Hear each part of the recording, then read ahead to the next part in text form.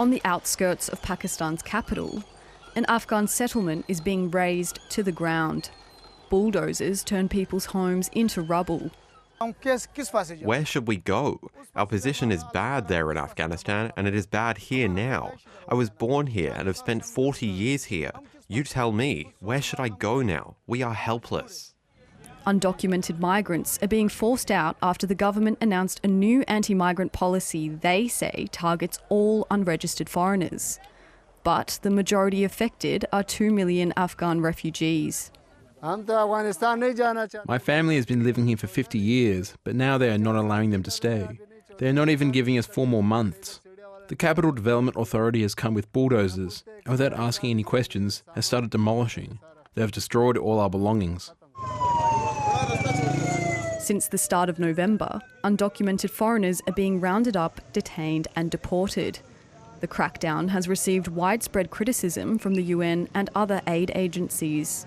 The situation at the border points at the moment is completely overwhelming.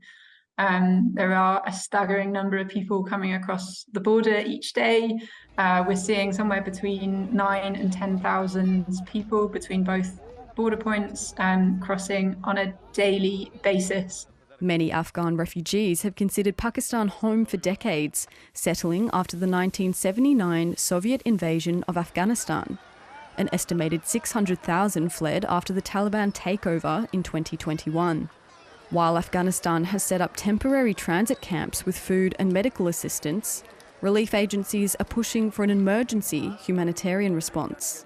When people reach the border point, normally they have been travelling already for several days. They've been sleeping out in the open. In many cases, they've had to sell their personal belongings to pay for the transport. They've often left in a very hurried circumstance. They're also concerned about how those forced to move will reintegrate into a society that will be foreign to many. Madeline Lo-Booth, ABC News.